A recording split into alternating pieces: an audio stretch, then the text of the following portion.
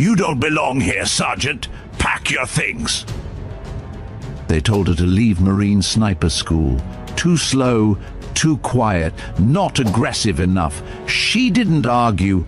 She just walked to the 1,300-meter range and fired 3 shots that no one else had even dared attempt. Then they saw it. Her personal rifle wasn't standard issue. It was carved with death, coordinates, confirmed kills, continents. At the bottom, a single name etched into steel: Operation Omega Wind. Master Sergeant Dalton went pale, and suddenly the ghost they dismissed became the Marine they feared. Because some weapons don't fire bullets, they carry history. You're watching Veteran Biker. We know you're here. Drop a 1 if you're new, or 2 if you've been with us. Like, subscribe, and prepare to be humbled. The air at Fort Eden was a crucible, thick with the scent of gunpowder, sweat, and ambition. For Sergeant Scarlett Donner, however, it felt less like a proving ground and more like a slow, deliberate suffocation. She stood rigidly at attention, her M24 SWS rifle slung across her back, its familiar weight a cold comfort against the gnawing anxiety that had become her constant companion. Around her, the other candidates for the Army Sniper Instructor course bristled with an overt aggression, a competitive fire that seemed to burn brighter with each passing day. Scarlett, with her quiet demeanor and almost unnerving stillness, was an anomaly. "Dora!"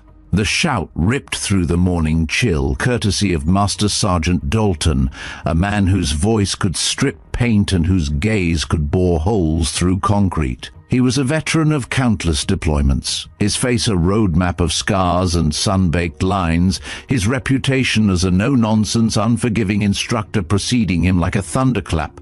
Today his voice held a particular edge, a blend of frustration and thinly veiled contempt. Scarlett snapped her head to the left, her eyes the color of a winter sky, locking onto Dalton's. She offered no flinch, no visible reaction, just an unyielding, almost passive acknowledgement. This, in itself, seemed to irritate Dalton further. "Report!" he barked, his boots crunching on the gravel as he strode closer, his shadow falling over her like a shroud. "Sergeant Donner reporting. Master Sergeant," she replied, her voice even, devoid of inflection. It was the same voice that had, for weeks, failed to convey the aggression and urgency the instructors relentlessly demanded. Dalton stopped inches from her, his breath smelling faintly of stale coffee and frustration washing over her face. "Donner, we've had our eye on you. For weeks. And frankly, we're not seeing it." He paused, letting his words hang in the air, a heavy indictment. "You're too quiet, too reserved. This isn't a library, Sergeant. This is a sniper course. It demands initiative, it demands a killer instinct, and you, Donner, just don't have it." The words were a familiar refrain, not aggressive enough, too slow, not one of us. They had been whispered in mess halls, shouted on the range, scribbled on her evaluation forms like a recurring nightmare. Each day, Scarlett had tried to adjust, to force herself into the mold they so desperately wanted her to fit. She had pushed herself physically, mastering every drill, every obstacle course, every theoretical concept. Her scores on target acquisition, windage calculations, and camouflage were consistently among the highest in the cohort, but the intangible, the killer instinct, remained elusive in their eyes. Dalton gestured vaguely towards the expansive, sun-drenched firing range where other candidates were already executing rapid-fire drills, the staccato rhythm of their shots a testament to their perceived readiness. "Look around you, Donner. See that fire? That drive? You lack it. You move like a ghost, yes, but not a predator, more like a shadow." He spat the last word out as if it were a bitter taste in his mouth. Scarlett remained silent. What was there to say?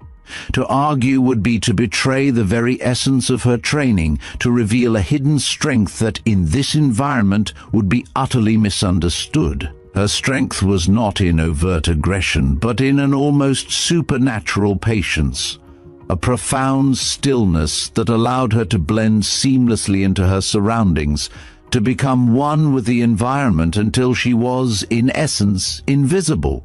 This was a concept utterly alien to the Fort Eden curriculum, which favored overt displays of dominance and speed. "You're not responding, Sergeant," Dalton pressed, his eyes narrowing, searching for a crack in her impassive facade. No excuses? No protests? "No, Master Sergeant," Scarlet replied, her gaze steady.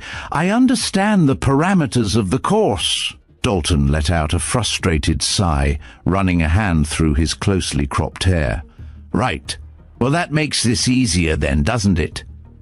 He reached into his pocket and pulled out a folded piece of paper.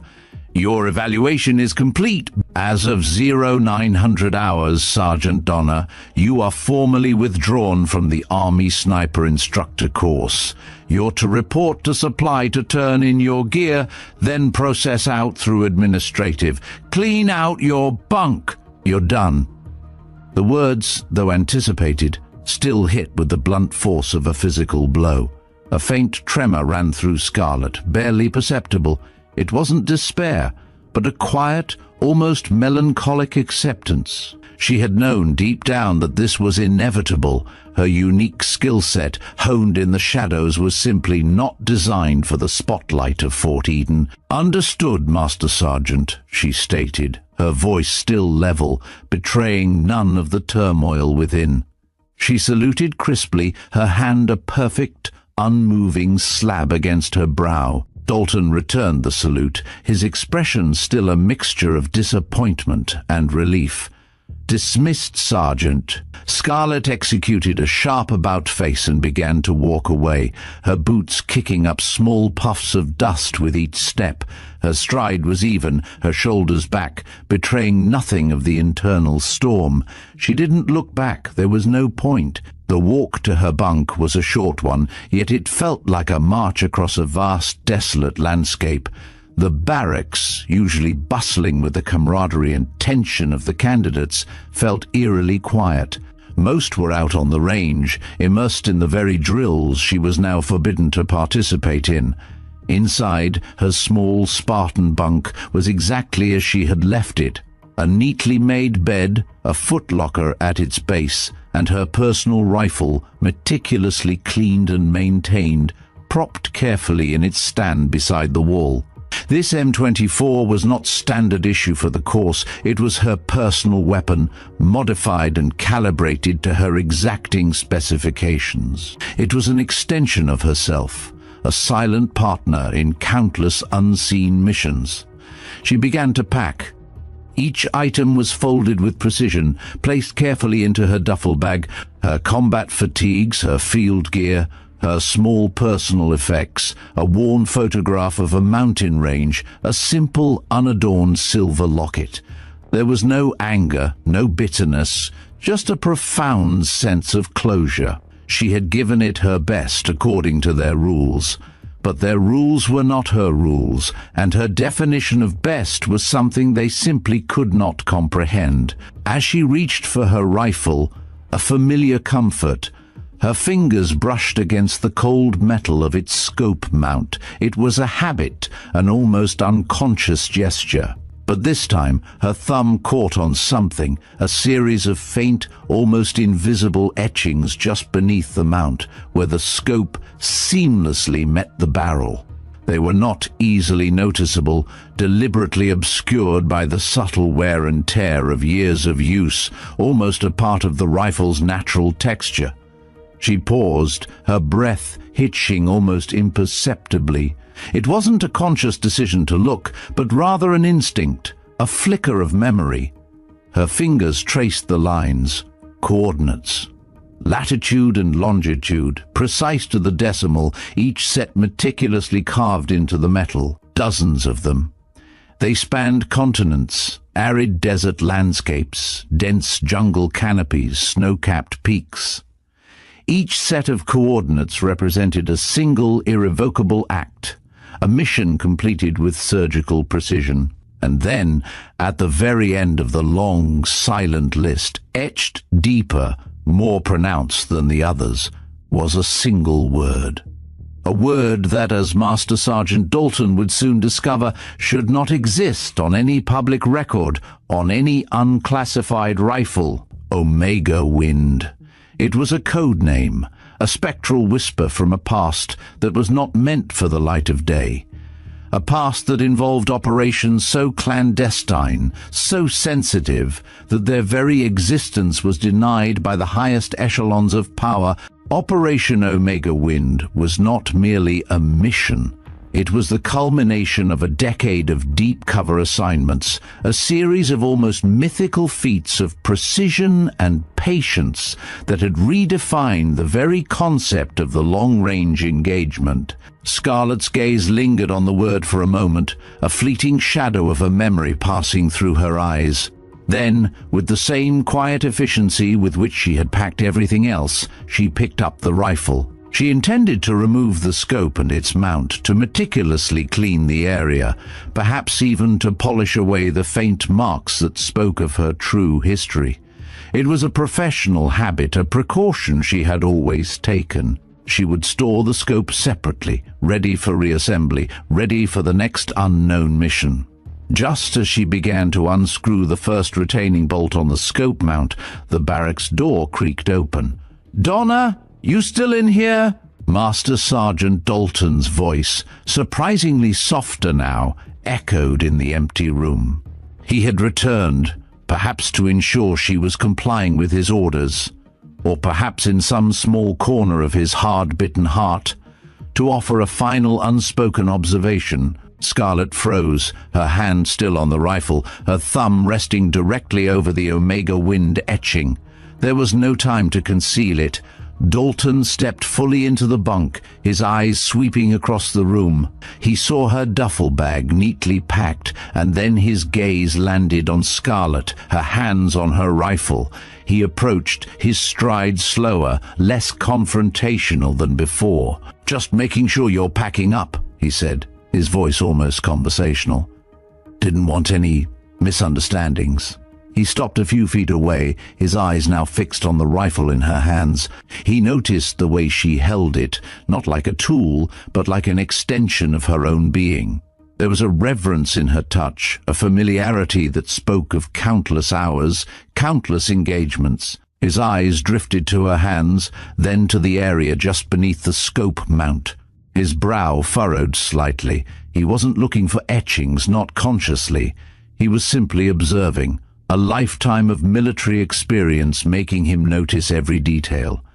But then his gaze snagged on something, the faint, irregular lines. He leaned in, a flicker of curiosity in his eyes. "What's that there, Donna?"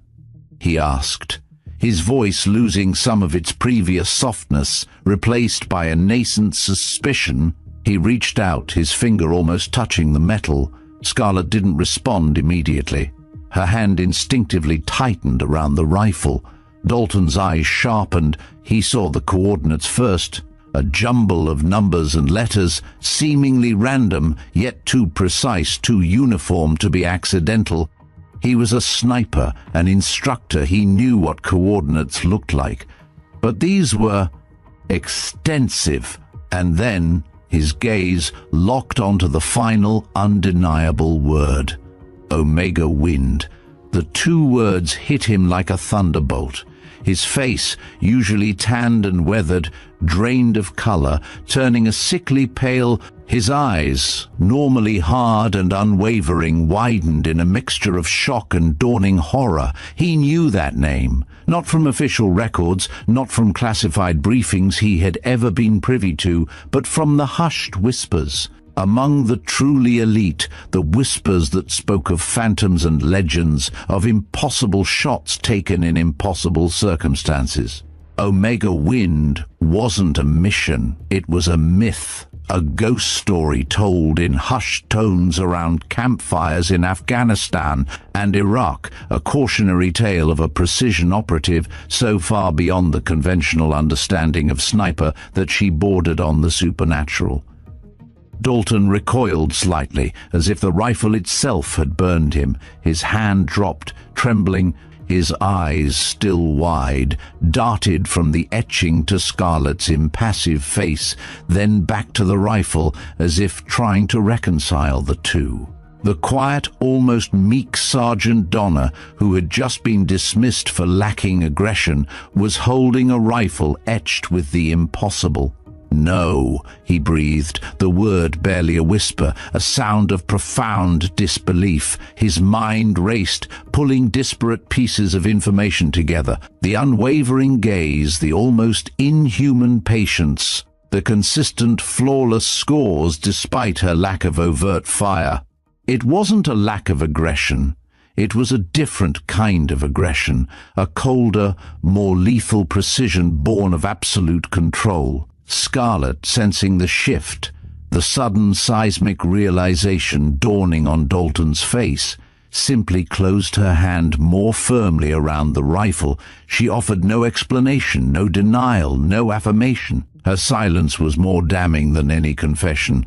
Dalton took a step back, then another, his eyes never leaving the rifle. He looked utterly bewildered, as if he had just stumbled upon a secret that defied all logic, all training. He had dismissed her. He had called her not one of us. And now, he realized, she was us in a way he could barely comprehend, a level of us that existed in the shadows beyond his operational clearance. "Master Sergeant?" Scarlett's voice was soft, cutting through the sudden, suffocating silence. "Is there anything else?" Dalton swallowed hard, his throat dry. No, Donna, you're dismissed." His voice was barely audible, a stark contrast to his earlier booming commands. He was no longer the dominant instructor. He was a man utterly flummoxed, a veteran confronted with a truth that shattered his understanding of the world. He turned slowly, his movements almost robotic, and walked out of the bunk, leaving the door ajar. Scarlett watched him go, then glanced back at the rifle. She knew what this meant. The word Omega Wind was a tripwire. Once seen, it couldn't be unseen. The gears of a much larger, much more powerful machine had just begun to turn. She finished packing her rifle, placing it carefully into its hard case, the etchings now concealed from view. She then slung her duffel bag over her shoulder. She walked out of the barracks, past the silent, deserted parade grounds, and towards the administrative building. Her steps were deliberate, unhurried. There was no protest, no argument, just a quiet departure. But behind the scenes, far from the dusty training grounds of Fort Eden, a storm was indeed brewing. The red flag alert had just been triggered, screaming through secure channels, echoing in the hushed offices of the Joint Special Operations Command. A name, a legend, a ghost from the shadows had just been inadvertently revealed. And the world was about to realize that Sergeant Scarlett Donner was not leaving Fort Eden because she lacked skill.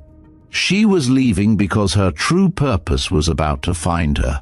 The storm had begun. The administrative building at Fort Eden was a drab, utilitarian structure, all beige walls and fluorescent lighting, designed for function over form. It was the bureaucratic heart of the base, where careers were forged and, as Scarlett was currently experiencing, quietly ended. She sat on a hard plastic chair in the waiting area, her duffel bag and rifle case beside her, the subtle hum of the air conditioning unit doing little to mask the clatter of keyboards and the hushed murmurs from behind frosted glass partitions. Her withdrawal papers lay on the counter, awaiting final signatures. The clerk, a young private first class with an overly enthusiastic mustache, seemed oblivious to the quiet drama unfolding before him. He was diligently shuffling papers, occasionally glancing at her with a fleeting expression that might have been pity or perhaps just boredom. Scarlett felt a strange sense of detachment. She was physically present, but her mind was already elsewhere, processing the implications of Dalton's discovery. The Omega wind etching was a beacon, a signal she hadn't intended to broadcast. She knew the protocols. Once such an identifier was sighted by unauthorized personnel, a chain reaction would inevitably follow. The silence from JSOC, or rather, the lack of immediate overt action, was more unsettling than any immediate confrontation. It suggested a delicate, high-stakes dance was already underway behind the scenes. She glanced at her watch. 10:15 a.m. Just over an hour had passed since Dalton's pale-faced departure from her bunk. An hour was more than enough time for a secure line to be established, for encrypted messages to fly, for high-level clearances to be checked and double-checked. The calm before the storm was almost palpable. Suddenly a voice cut through the monotonous drone of the office. "Sergeant Donner?" Scarlett looked up. It was the young PFC. "Your papers are almost ready. Just need one final signature from the commanding officer's aide." He gestured vaguely towards a closed door at the far end of the hall. "Shouldn't be long." She nodded, a silent acknowledgement. She had expected to be processed out swiftly, discreetly. The system, once it decided a candidate was unsuitable, was remarkably efficient in its expulsion. But as she sat there, a thought began to solidify in her mind, a whisper of defiance against the unspoken accusation of inadequacy.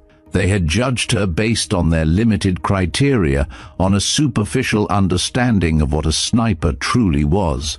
They had dismissed her as not aggressive enough, too slow. She had left without protest, fulfilling their expectations of a quiet, compliant exit. But what if she offered a final, uninvited demonstration, not of aggression but of precision, not of speed but of control, a silent rebuttal to their dismissal? It was a risk, an indulgence, but one that felt strangely necessary, a quiet reclaiming of her identity, if only for herself. Her gaze drifted to her rifle case.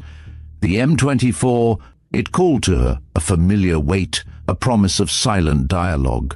The thought was audacious, perhaps even professionally imprudent, but it resonated deeply within her. She rose slowly, her movements unhurried. The PFC looked up, startled. "Sergeant, is everything all right?" "Yes, Private," Scarlett replied, her voice calm. "I just need to stretch my legs. I'll be back shortly." Before the PFC could object, she picked up her rifle case and duffel bag. She walked deliberately towards the exit, her steps firm and resolute. The PFC watched her go, a confused expression on his face, but offered no challenge. After all, she was already dismissed, essentially a civilian waiting for final paperwork. Instead of turning left towards the main gate, Scarlett turned right, heading towards the distant sound of gunfire that marked the larger, more expansive training ranges. She knew exactly which range she was aiming for, the 1,300-meter range, a distance considered challenging even for the most seasoned marksman at Fort Eden. It was often deserted, used only for specialized long-range drills or qualification attempts by the most elite instructors.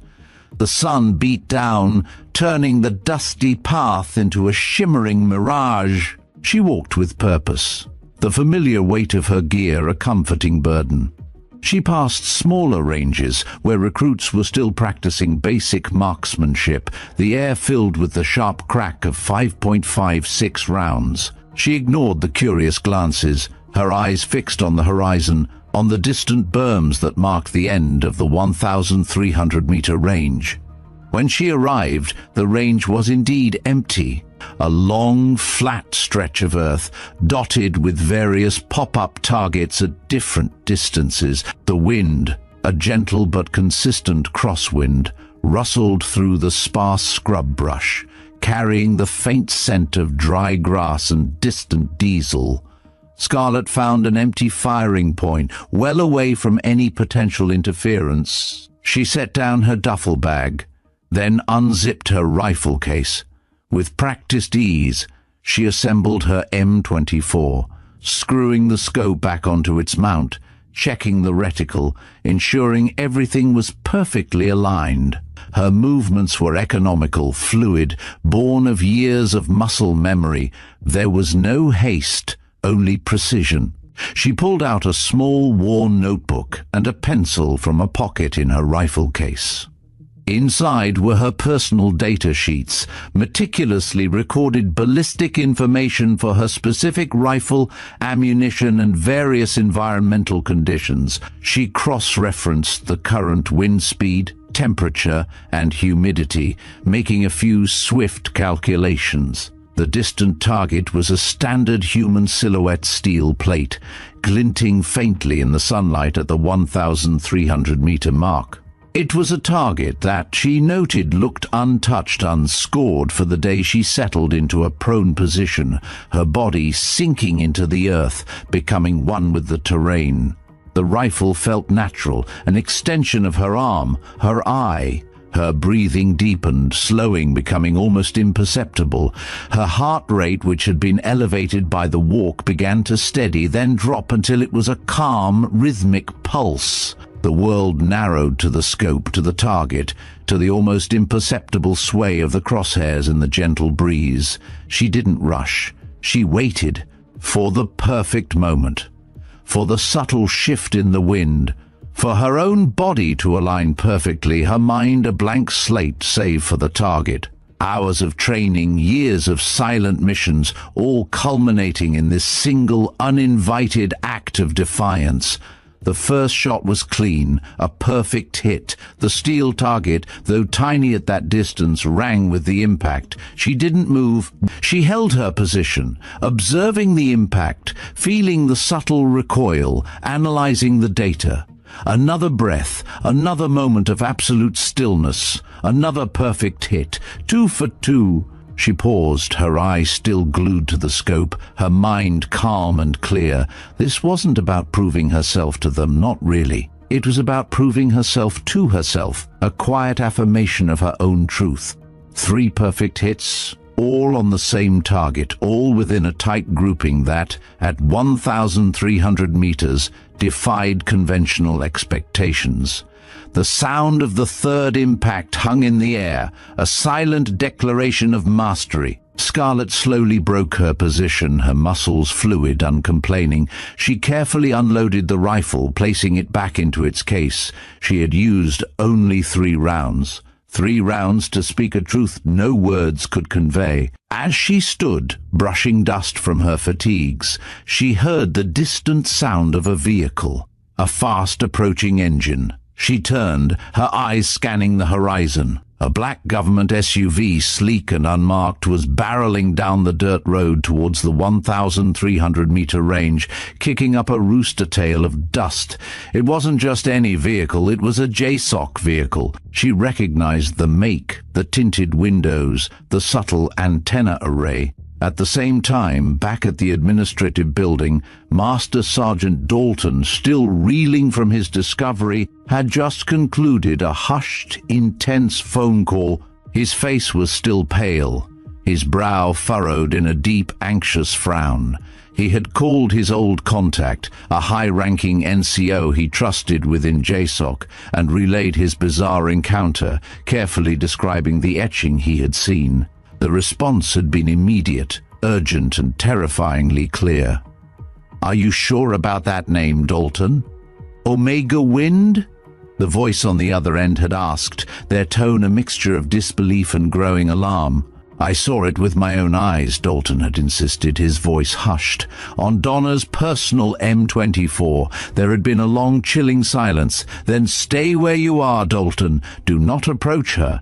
Do not engage. Do not speak to anyone about this. We're sending someone." And then the line had gone dead. Just as Dalton was processing the sheer gravity of that command, a young private burst into the administrative office, his eyes wide with a mixture of excitement and fear. "Master Sergeant, you won't believe it! Someone just hit the 1,300-meter target 3 times. Perfect grouping. No one's touched that all day. Dalton's blood ran cold. The 1,300-meter target, and Donna was stretching her legs with her rifle case. A terrifying realization dawned on him. She wasn't simply leaving. She was making a statement that, combined with the etching, painted a picture far grander and more dangerous than he could have ever imagined. He looked around wildly. "Where is she now?" "She's still out there, sir, on the range." Dalton didn't wait. He sprinted out of the administrative building, ignoring the bewildered glances of the other personnel. He needed to get to her. He needed to understand. And he needed to confirm the impossible. He arrived at the 1,300-meter range just as the black SUV screeched to a halt a few dozen yards from Scarlett. The driver's side door swung open, and a tall, impeccably dressed man in a crisp uniform emerged. Colonel Granger, a name that carried weight, a man whose reputation as a JSOC officer of the highest caliber was whispered with reverence. Dalton had only seen him in classified briefings, never in person, and he was here. For Scarlett Donna. Dalton skidded to a halt, his chest heaving, his eyes wide as he took in the scene. Scarlett stood calmly, her rifle case closed beside her, a picture of quiet composure. Granger, his face unreadable, was approaching her, his gaze intense. "Sergeant Donna," Granger's voice was deep, authoritative, yet held an underlying tone of respect that Dalton had never heard directed at a junior NCO. "It seems we have a situation." Scarlett simply nodded, her expression placid. "Colonel." Granger didn't waste time. He glanced at the rifle case, then back at Scarlett. "Master Sergeant Dalton, I presume?" His eyes flickered to Dalton, a brief, assessing glance that seemed to take in his pale face and agitated demeanor. "Sir!" Dalton snapped to attention, his voice tight. "Master Sergeant Dalton reporting as ordered." "Sir! I saw the etching, sir," he blurted out, unable to contain the shock and revelation. Granger nodded slowly, a grim acknowledgement. "Yes, Master Sergeant, we are aware." He then turned his full attention back to Scarlett. "Sergeant Donna, Operation Omega Wind is a highly classified Level 5 Black Op. Its existence is, officially, deniable. The fact that a non-cleared individual has seen its identifier on your personal weapon is problematic." He paused, letting his words sink in. Dalton felt a cold dread settle in his stomach. Problematic. That was an understatement. This was a breach of national security. "However," Granger continued, his voice softening almost imperceptibly as he looked at Scarlett, "it seems the circumstances of its discovery were accidental. And perhaps serendipitous." He glanced at the 1,300-meter target, the 3 perfect hits clearly visible through his binoculars. "You still shoot, I see." "When necessary, sir," Scarlett replied, her voice calm. Granger nodded. "Indeed, necessary for the next generation, it seems." He turned back to Dalton, his expression now firm, commanding. "Master Sergeant Dalton, your assessment of Sergeant Donna was, shall we say, incomplete." "Sergeant Donna is not here to pass your course." Dalton braced himself, expecting a reprimand, an accusation. But Granger's next words hit him like a physical blow, a sudden, stunning revelation that shattered his entire understanding of the situation. "She's here," Colonel Granger stated, his voice resonating with quiet authority. "Because she is the reason your course exists. She's here to train the next generation of precision operatives." "Sergeant Scarlett Donna," he announced, his gaze sweeping from Dalton to the distant target and back to Scarlett, "is a deep-cover precision operative of the highest order. Her covert operational history is extensive and largely unprecedented." Dalton stood there, utterly speechless. His jaw dropped. The woman he had just dismissed, called not aggressive enough, was a deep-cover operative, a legend whispered about in classified circles. The Omega wind etching wasn't just a mission. It was a designation of her rank, her status, her unparalleled skill.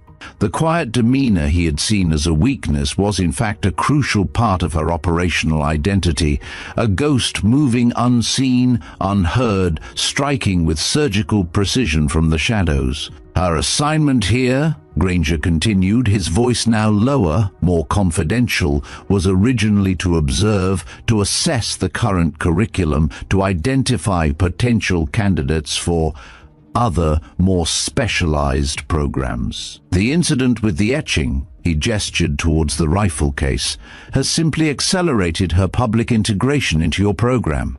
Scarlet offered no reaction, no triumph, no "I told you so," just a quiet, almost serene acceptance of her new, true role. Dalton could only stare, his mind reeling.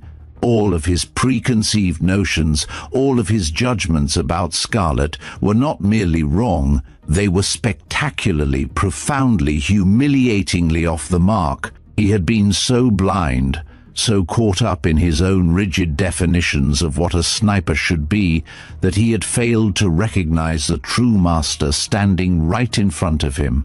Colonel Granger took a step closer to Scarlet, a rare, almost imperceptible smile touching the corners of his lips. "Sergeant Donner, your operational status has been reassessed. You are no longer a candidate. Effective immediately, you are reassigned as a guest instructor for the Army Sniper Instructor course, reporting directly to me for overarching strategy and to Master Sergeant Dalton for daily logistical support and integration." He looked pointedly at Dalton. "Is that understood, Master Sergeant?" Dalton snapped out of his stupor. "Understood, Colonel. Perfectly understood, sir." His voice was still a little shaky, but the initial shock was giving way to a profound, almost reverent awe. Granger nodded, then turned back to Scarlet. "Welcome, Sergeant. It seems Fort Eden is about to learn what true precision looks like." Scarlet simply gave a small, almost imperceptible nod. Her eyes, still the color of a winter sky, held a flicker of something new, not triumph, but a quiet anticipation. The uninvited shot had been fired, the truth had been revealed, and the next chapter of Fort Eden, and of Sergeant Scarlet Donner, was about to begin. The ghost had returned, not to leave, but to teach. The morning after Colonel Granger's unexpected decree hung heavy over Fort Eden's sniper training grounds. The news, like wildfire, had swept through the ranks, morphing from rumor to confirmed fact. Sergeant Scarlet Donner, the quiet candidate dismissed for lacking aggression, was now a guest instructor.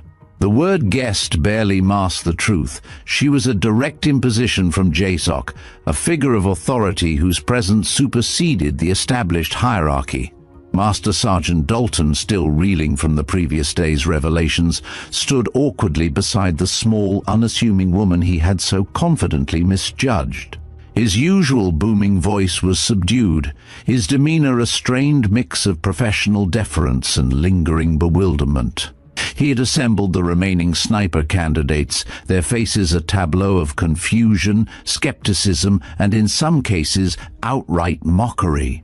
Private Torres, an arrogant, broad-shouldered recruit with a perpetually sneering grin, stood at the front of the line, his arms crossed, his eyes narrowed at Scarlet. "So this is our new instructor?" he muttered just loud enough for his comrades to hear, a thinly veiled insult laced in his tone. "Thought they said she got kicked out." A ripple of snickers went through a small group around him. Scarlet registered the whispers, the disrespectful glances, the barely concealed contempt. She offered no reaction. Her face remained a placid mask. This was not a challenge to be met with anger, but with demonstration. "All right, listen up!" Dalton's voice, though lacking its usual force, managed to cut through the murmurs. He cleared his throat. "As you've undoubtedly heard, Sergeant Donner will be assisting with your instruction for the remainder of the course." He paused, a visible struggle to maintain his authority. "She comes to us with unique experience. You will treat her with the respect due to any instructor." His eyes flickered to Torres, a warning in their depths. Torres, however, remained unfazed, a smirk playing on his lips. He believed Scarlet was a token gesture, a political appointment, certainly not a genuine expert.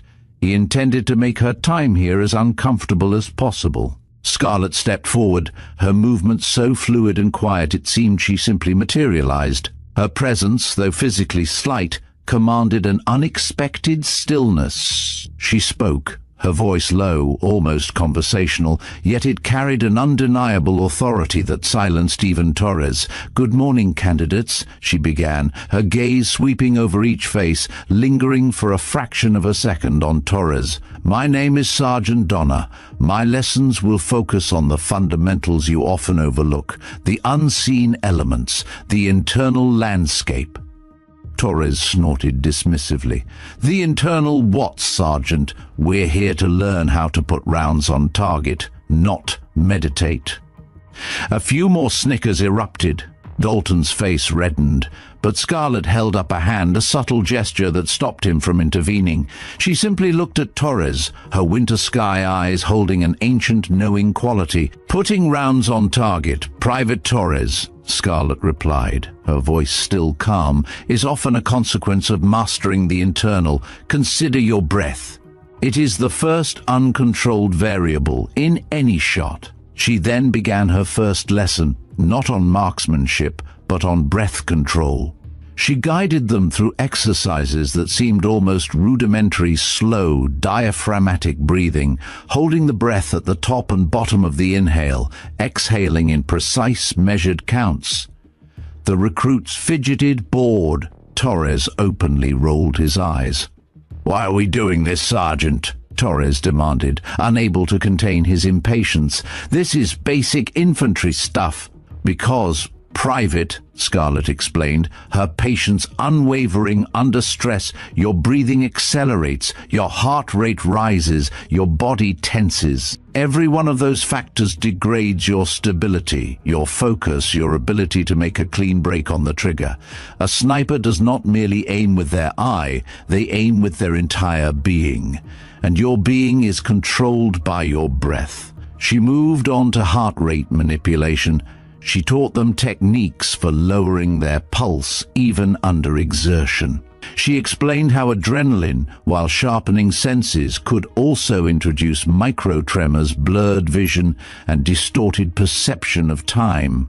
She demonstrated simple isometric exercises, deep relaxation techniques, and mental visualization practices that seemed utterly foreign to the aggressive training they were accustomed to.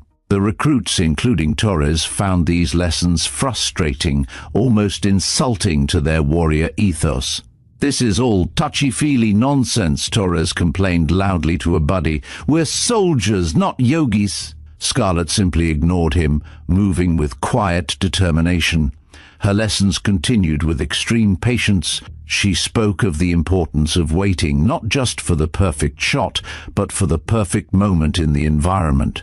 She described how subtle shifts in wind patterns could be predicted by observing dust, heat mirages, even the movement of insects. She spoke of the zen-like focus required to sit motionless for hours, observing, absorbing, becoming one with the landscape.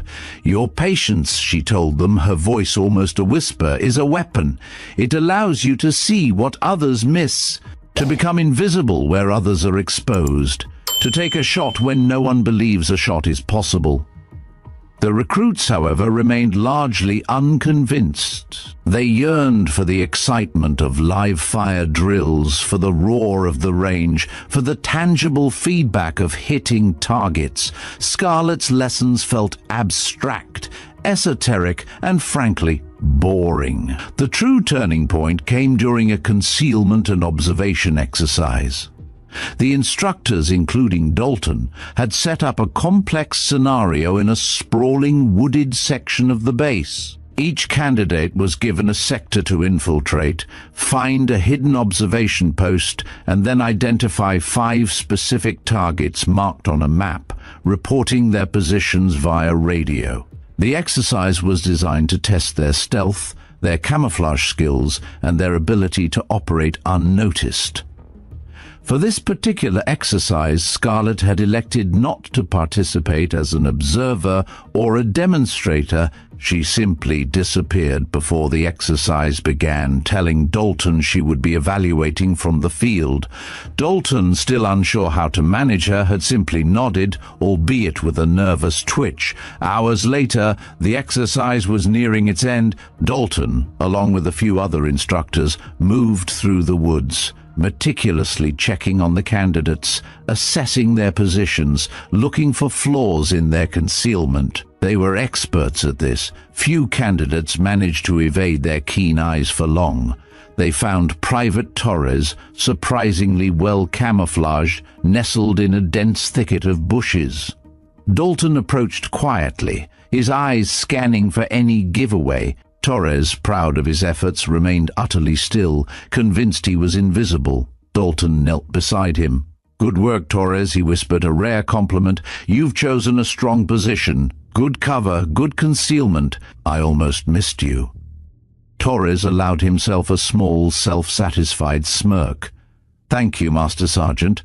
I picked a spot with optimal visual lines to all targets and maximum concealment from the approach routes." "Indeed," Dalton agreed. "Very well done." He then paused, his brow furrowing slightly. "Just one thing, Torres." Torres leaned in, eager for further praise. "Sir?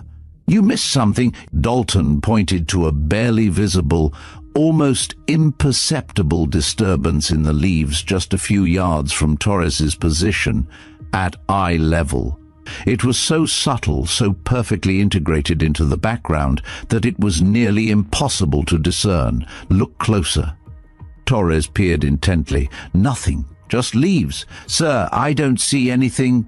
Just then, a voice, calm and clear, emerged from the very spot Dalton had indicated. "You chose based on what you could see. I chose based on who couldn't see me." Torres jumped, startled, his heart pounding. Dalton almost stumbled back in shock. From the almost invisible patch of foliage, Scarlet Donna slowly, almost magically emerged. She hadn't moved an inch, hadn't made a sound. She had simply been there, observing them. Her camouflage was so absolute, her stillness so profound, that she had literally been a ghost within their midst, watching Torres's every move, listening to their conversation. She was in full ghillie suit, but unlike the bulky, almost comical ones the recruits struggled with, hers was a masterpiece of natural integration. Leaves, twigs, and local vegetation had been meticulously woven into the fabric, creating a seamless extension of the forest floor. Her face was expertly camouflaged, her eyes the only discernible features, glinting with quiet intensity. Torres stared at her, his jaw slack. The smug self-satisfaction on his face vanished, replaced by a mixture of shock and dawning humiliation. She had been right there, all along. He had been so confident, so proud of his own concealment, and she had been within spitting distance, utterly invisible. Scarlet knelt, her movements as fluid as smoke. Your position, private, while offering good lines of sight, also revealed your presence to anyone approaching from this angle. She pointed to a subtle rise in the ground, an almost imperceptible undulation that, from her perspective, offered a clear, unobstructed view of Torres.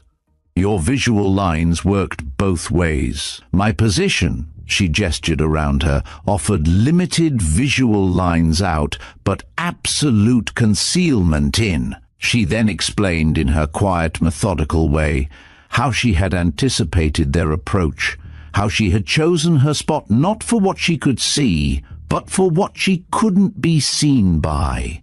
She spoke of reading the subtle shifts in the wind, the direction of sunlight, the natural paths of animals, all to become an indistinguishable part of the environment.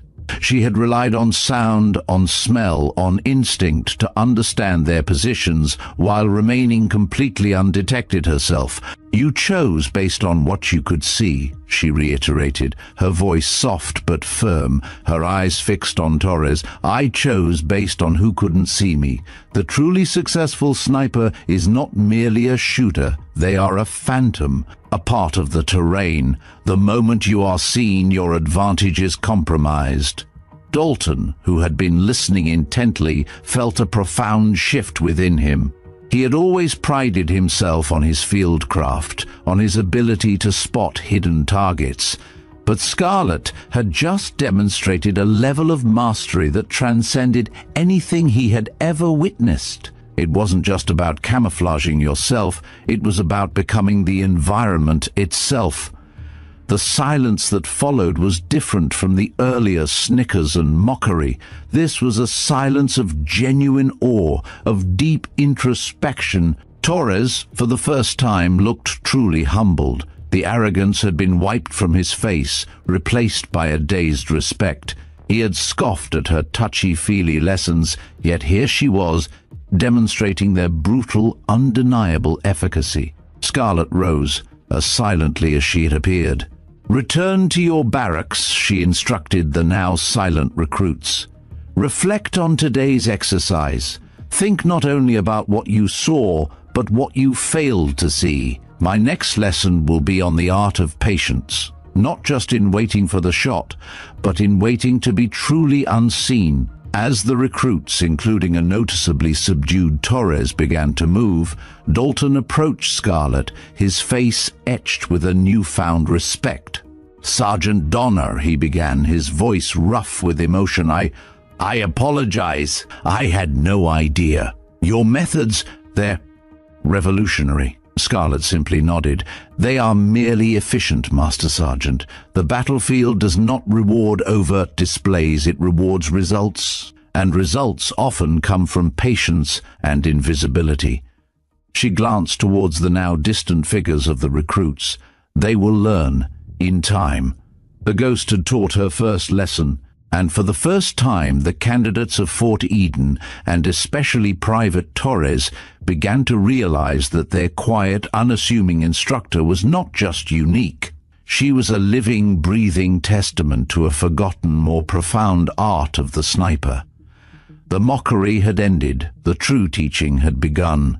The atmosphere at Fort Eden had undergone a palpable shift.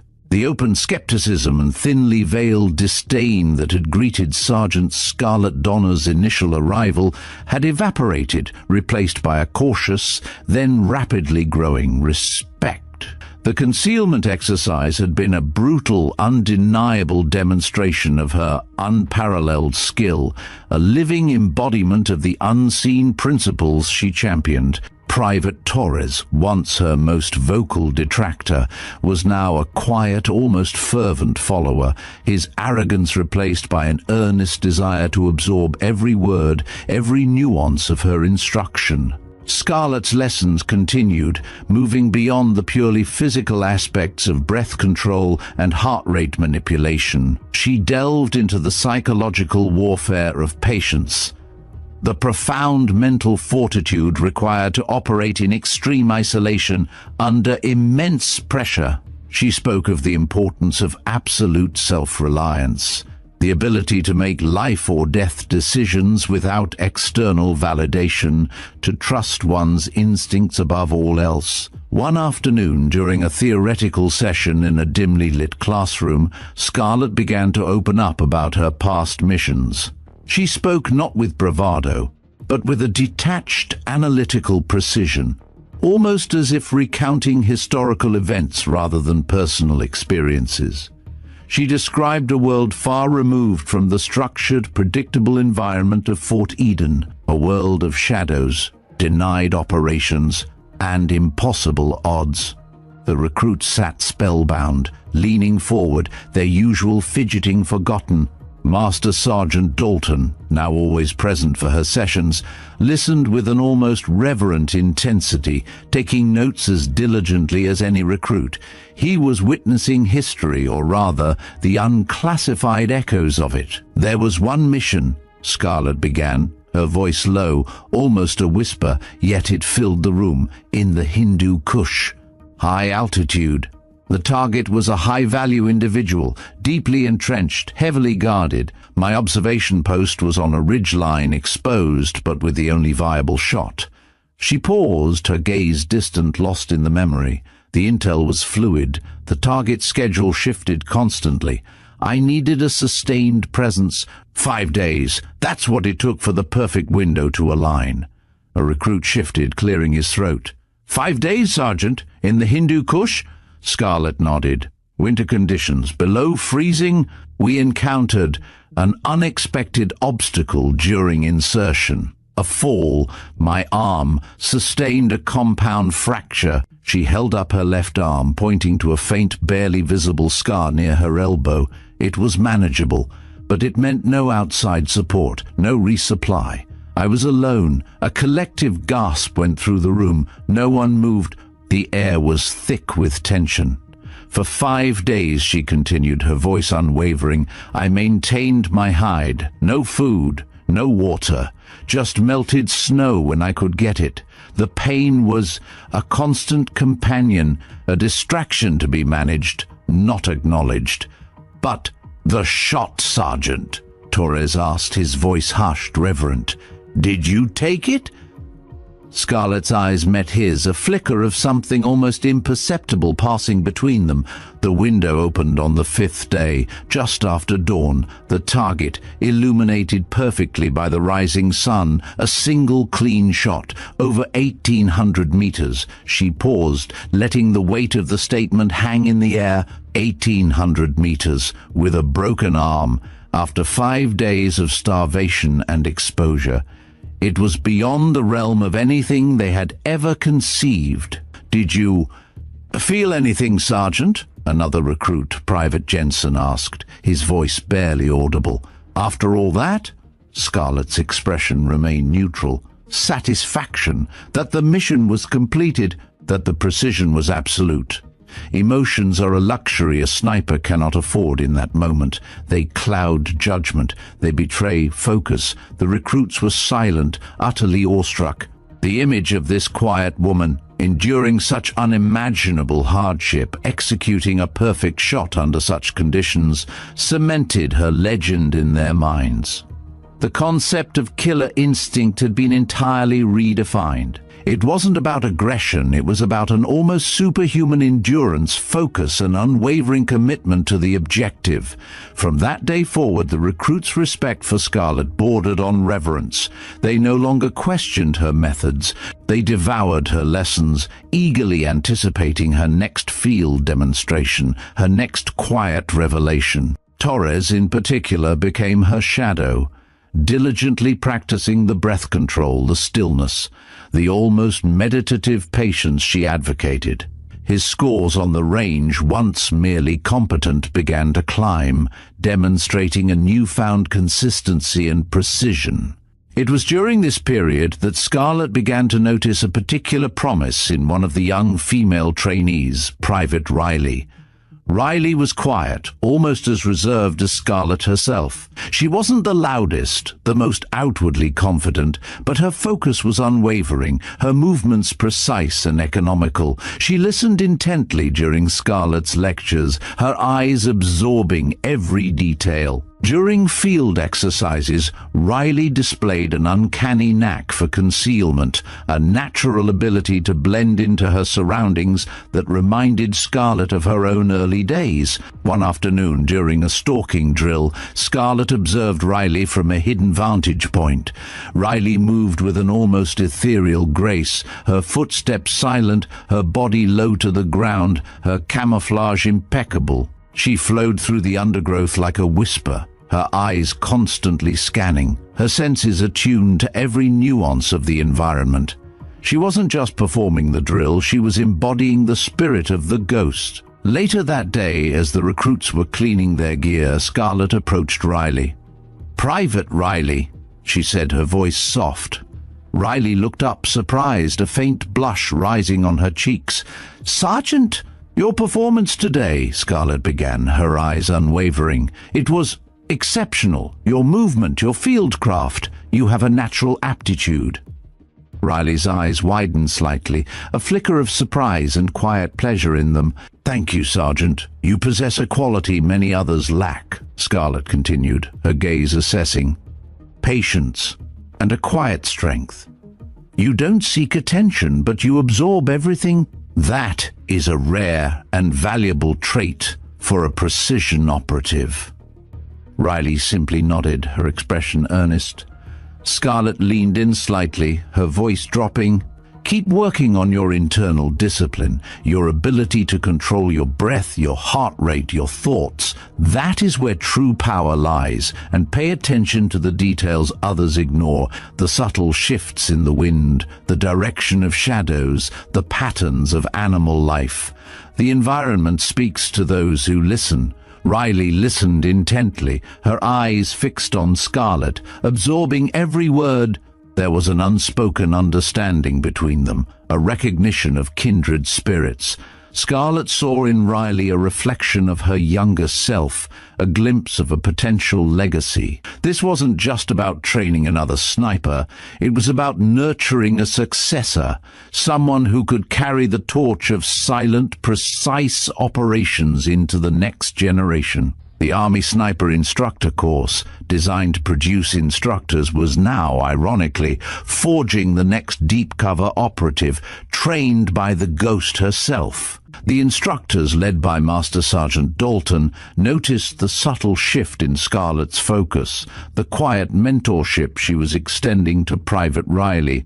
Dalton, recognizing the profound impact Scarlet was having, wisely stepped back, allowing her the freedom to shape the curriculum and nurture talent as she saw fit.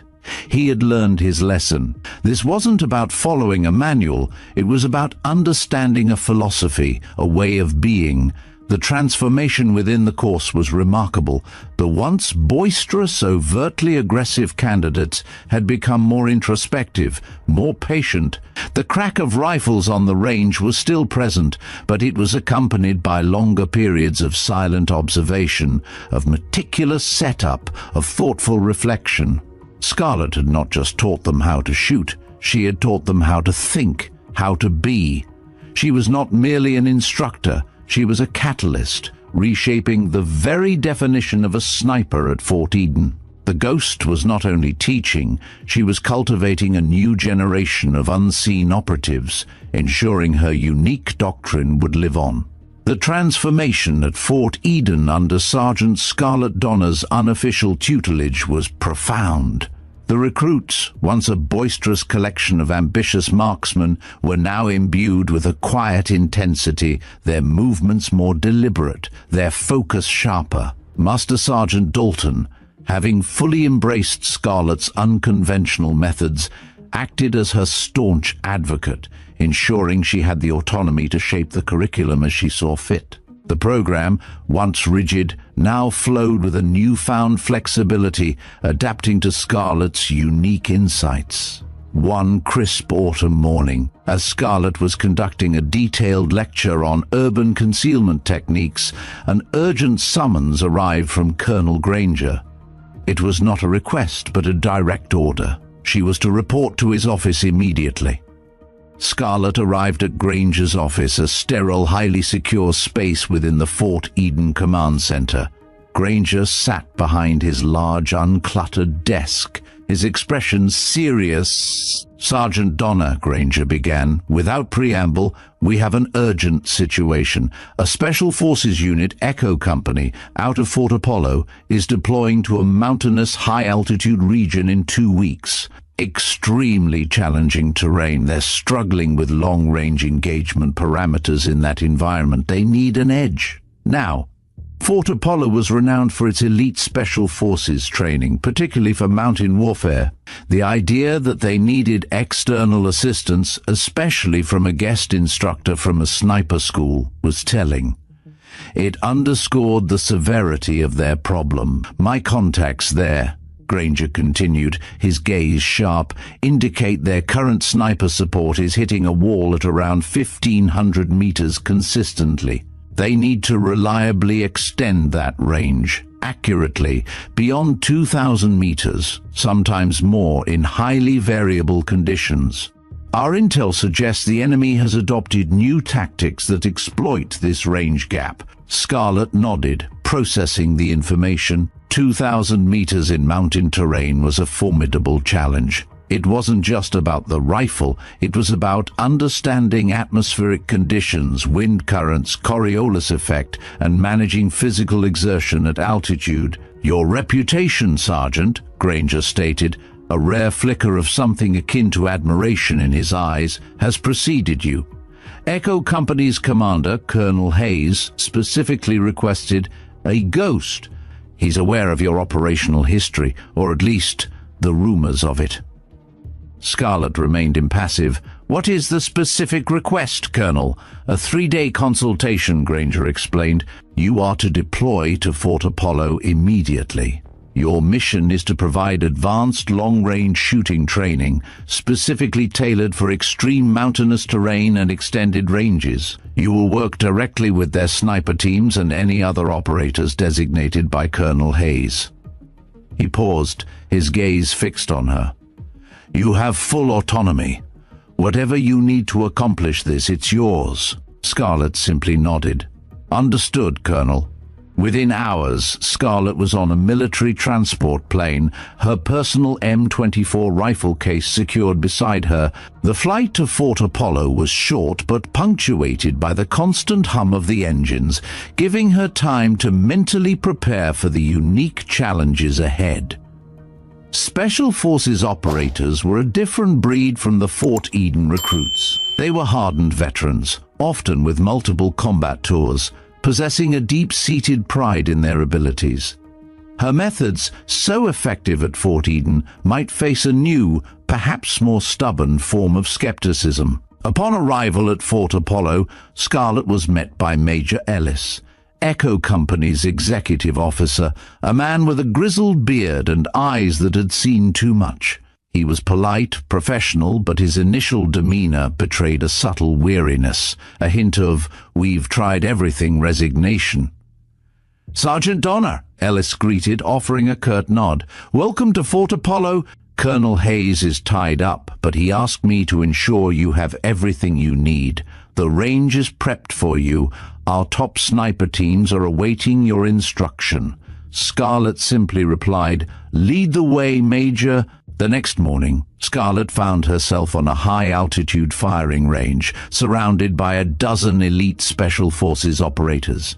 These were men and women who had honed their craft in the crucible of combat, their uniforms bearing numerous patches of distinguished service. They stood tall, their rifles slung, their expressions a mixture of professional curiosity and underlying skepticism.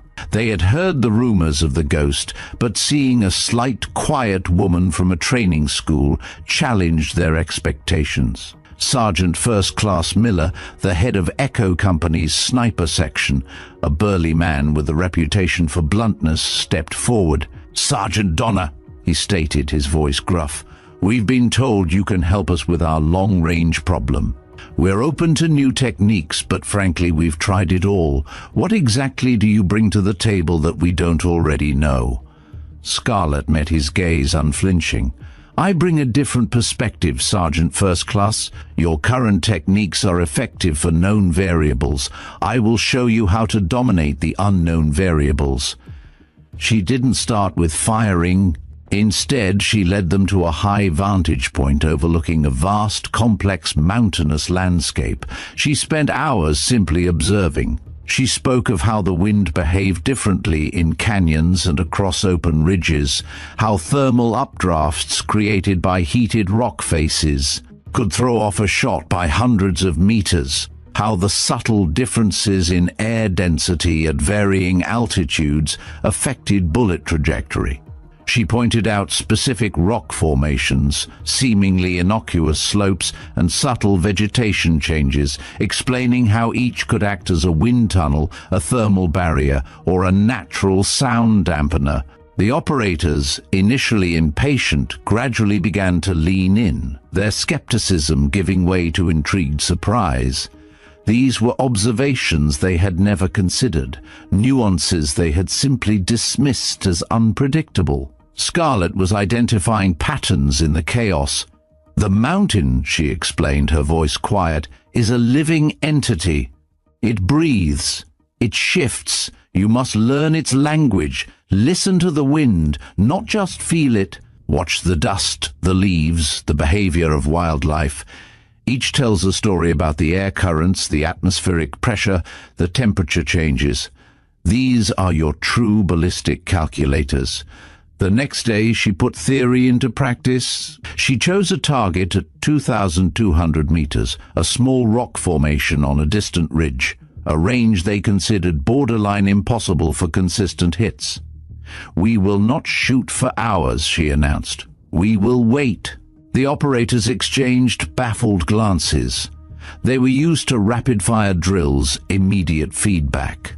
Scarlett made them set up their rifles, then simply observe. For 3 hours she made them watch the target, watch the air, watch the subtle play of light and shadow. She instructed them to feel the micro-shifts in the breeze on their skin, to mentally track the faint, unseen currents. "Now," she finally said, her voice cutting through the stillness, "observe the heat mirage above the rock face. Watch the precise moment it shimmers and distorts. That is your window. That is when the air is momentarily stable enough for your round to pass through cleanly."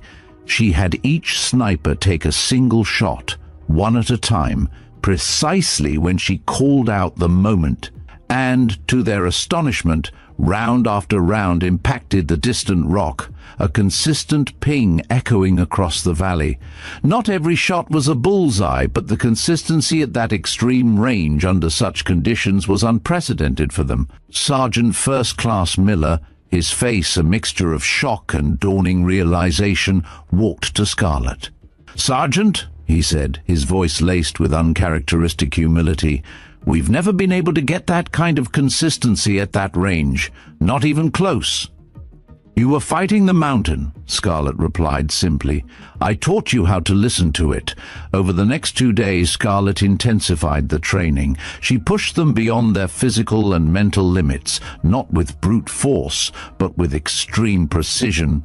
She taught them advanced techniques for calculating Coriolis effect for rounds traveling over such vast distances, for reading the subtle drift of mirage lines, for making split-second corrections for sudden gusts of wind. She introduced them to specialized breathing techniques that allowed them to lower their heart rate, even after a strenuous uphill climb, ensuring a steady shot immediately upon reaching their firing position. She even revealed a technique she called harmonic alignment, a method of tuning into the subtle vibrations of their rifle, their body, and the environment itself to achieve a state of absolute equilibrium before the shot. It sounded mystical, almost impossible, but when she demonstrated it, the results were undeniable. By the end of the 3 days, the Special Forces operators, once skeptical and proud, were utterly convinced. They had seen with their own eyes their capabilities extended beyond what they believed possible. They had been taught not just new methods, but an entirely new philosophy of long-range engagement. Sergeant Donna Colonel Hayes, a man rarely given to effusive praise, told her on her final afternoon, "You have given my teams an invaluable advantage. You have literally expanded their operational envelope. What you've taught them, Sergeant, isn't in any textbook. It's a living art." Even the gruff Sergeant First Class Miller approached her, a rare, genuine smile on his face. "Sergeant Donna," he said, extending a hand, "I was wrong, completely wrong. You taught us what books never could. You taught us to see the mountain, not just to shoot across it. Thank you." Scarlett simply nodded, accepting their gratitude with her usual quiet grace. She had given them the tools, but the true learning, she knew, would come in the crucible of real-world operations. As she boarded the return transport, the hum of the engines a familiar lullaby, she felt a quiet satisfaction. The ghost had delivered her message. Her doctrine, born in the shadows, was now taking root in the elite units, preparing them for the battles to come. The success of Sergeant Scarlett Donner's consultation at Fort Apollo sent ripples throughout the higher echelons of the military. Whispers of the ghost and her revolutionary techniques reached the ears of the most powerful figures, compelling them to take notice. The reports from Colonel Hayes at Fort Apollo were unequivocal. Scarlett's methods had dramatically enhanced their long-range capabilities, pushing beyond conventional limits in the most challenging terrain. This wasn't just an improvement, it was a paradigm shift. Back at Fort Eden, the Army Sniper Instructor course had been completely transformed. What was once a rigid, by-the-book curriculum was now fluid, incorporating Scarlett's core tenets of breath control, heart rate manipulation, extreme patience, and environmental awareness. Master Sergeant Dalton, once her dismissive instructor, was now her most ardent champion, integrating her philosophy into every aspect of the training. Private Torres and Private Riley, along with the rest of their cohort, displayed remarkable progress, their precision and fieldcraft reaching unprecedented levels. The culmination of this transformation came with the announcement of a high-level visit. The Commandant of the Army, General Marcus Thorne, a man whose decisions shaped the future of the entire service, was coming to Fort Eden to observe the new training methods personally. It was an unprecedented move, a clear indicator of the gravity with which her impact was being viewed. The day of the Commandant's visit dawned clear and crisp. The entire base was abuzz with preparation, but on the sniper range, a quiet tension hung in the air. Scarlett, ever composed, showed no outward signs of nervousness. She had been preparing for this demonstration for weeks, selecting a scenario that would showcase the full spectrum of her doctrine. General Thorne arrived in a convoy of black sedans, his entourage of high-ranking officers in tow. He was a formidable figure, with a sharp, intelligent gaze that missed nothing. Colonel Granger, present to provide context and support, stood beside him, a rare look of anticipation on his face. Master Sergeant Dalton stood rigidly at attention, ready to explain the new curriculum. Master Sergeant Dalton, General Thorne's voice was deep, authoritative. Colonel Granger has provided compelling reports, but I need to see it for myself. Show me what has changed here. Dalton saluted. Yes, sir. General, we will begin with a demonstration by Sergeant Scarlett Donner. She will exemplify the core principles of our new training doctrine. Scarlett stepped forward, her movement as quiet and unassuming as ever. She saluted the general. Sergeant Donner, sir. Welcome to Fort Eden. General Thorne's gaze was sharp, assessing. He had read her classified file, of course, the parts that were permissible. He knew of Operation Omega Wind and the hushed legends surrounding her. But seeing the quiet woman in person, so unassuming, contrasted starkly with the extraordinary reputation. Sergeant, Thorne stated, I'm told your methods are unconventional. Show me what unconventional can achieve. Scarlett nodded. Sir, today's demonstration will be a single shot, a mile, with a calculated wind delay to the second. A ripple of murmurs went through the general's staff. A mile shot, approximately 1,600 meters, was already challenging. Adding a calculated wind delay, accounting for a moving target or a precise window, elevated it to a different level of mastery. Scarlett led them to a newly established range, a vast, open expanse. At exactly 1 mile, a small stationary steel target, designed to simulate a specific vulnerability on a vehicle, had been placed. The wind was a variable crosswind, gusting intermittently, making the shot even more complex. She had her M24 set up. She didn't rush. She talked the general and his staff through her process, explaining each step with calm precision.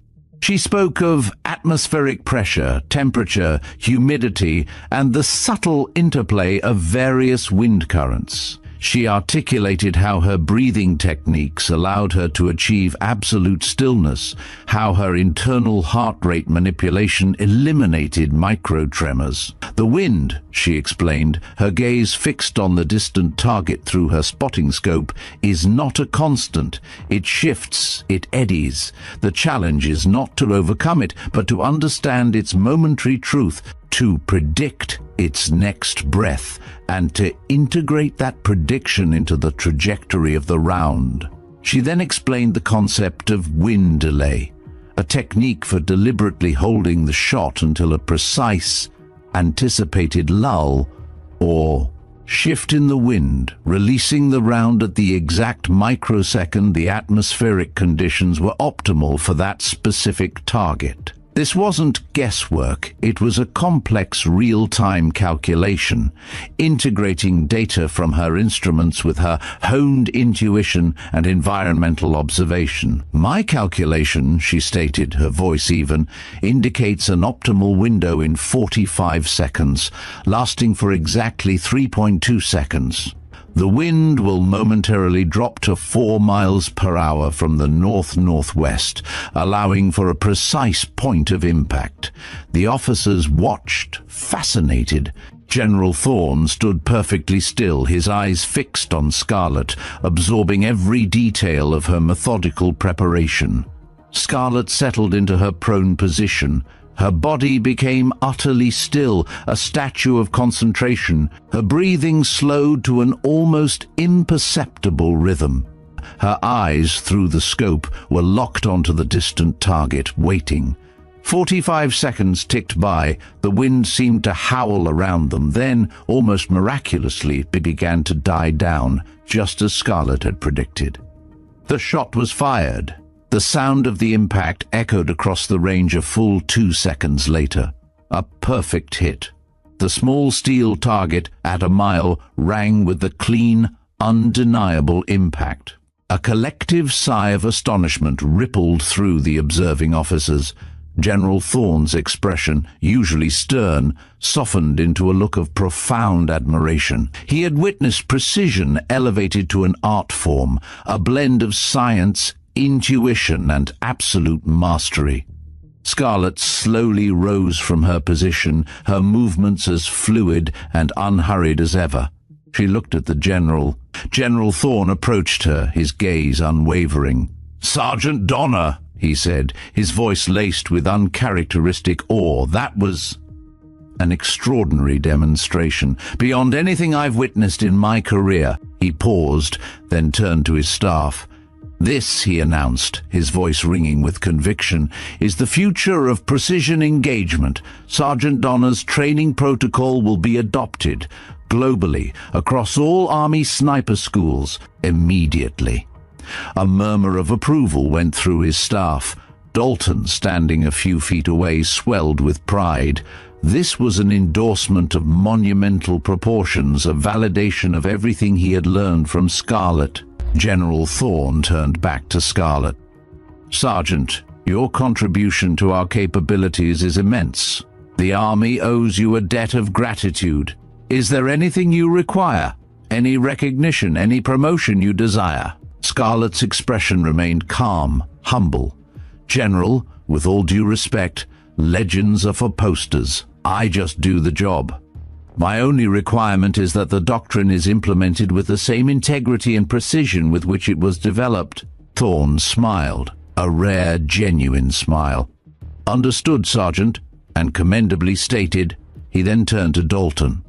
"Master Sergeant, ensure this happens. Sergeant Donner will oversee the initial implementation, working directly with my office." Later that afternoon, after the general and his entourage had departed, leaving behind a flurry of urgent directives, Scarlett stood by the firing range, observing a group of new recruits practicing their breathing exercises. Torres approached her, his face thoughtful.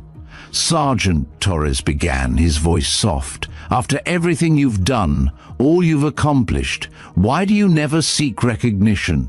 Why do you always say legends are for posters? Scarlet looked at him, her eyes holding an ancient wisdom. "Because, Private," she replied, her voice almost a whisper, "the best never need to speak. They just complete the mission. Their work, their impact, speaks for itself. True mastery is silent. It does not demand attention. It commands respect through undeniable results." She turned her gaze back to the recruits, their quiet movements a testament to her influence. Recognition fades, medals gather dust. But the mission is eternal, and the ability to execute it perfectly, consistently, silently, that is the only legacy that matters. Torres nodded slowly, absorbing her words. He understood now. The ghost had not only taught him how to shoot, she had taught him how to be. A new doctrine had been born, not just for sniper schools, but for a new generation of unseen operatives, forever changed by the silent strength and lethal precision of Sergeant Scarlet Donner. The mission would continue in the shadows, carried forward by those who now understood that true power lay in the art of being invisible. And so we bring to a close the remarkable journey of Sergeant Scarlet Donner, the ghost of Fort Eden. From the quiet dismissal that sought to diminish her, to the earth-shattering revelation of her true identity, Scarlet redefined what it means to be a precision operative. She wasn't loud, she wasn't ostentatious, but her silence spoke volumes. Her precision echoed across continents, and her unwavering dedication to the mission forged a legacy that will resonate through generations of elite soldiers. We witnessed how her seemingly simple lessons on breath, on patience, on the unseen dance of environmental variables transformed a skeptical training ground into a crucible of true mastery. Her ability to become one with the terrain, to strike from impossible distances, and to cultivate a new breed of silent professionals like Private Torres and Private Riley proved that the most profound strength often lies not in aggression, but in an almost spiritual control. Her mission at Fort Apollo, taking hardened special forces operators beyond their perceived limits, wasn't just about hitting targets at 2,000 meters. It was about teaching them to listen to the whisper of the mountain, to read the unseen language of the wind. She taught them that the most powerful tools are often those already within us, waiting to be honed, perfected, and unleashed with absolute precision. And ultimately, her quiet defiance culminated in a global endorsement from the highest echelons of the army. Sergeant Scarlet Donner, the woman who was told she wasn't aggressive enough, now stands as the architect of a new doctrine, a testament to the fact that true excellence doesn't seek validation, it commands it through undeniable results. Her humble refusal of accolades, her belief that legends are for posters, encapsulates the very essence of the quiet professional, those who just do the job, and in doing so, leave an indelible mark on the world, often from the deepest shadows. What part of Scarlet's story resonated most with you? Was it her unparalleled skill, her unwavering patience, or her quiet humility in the face of immense achievement? Share your thoughts in the comments below.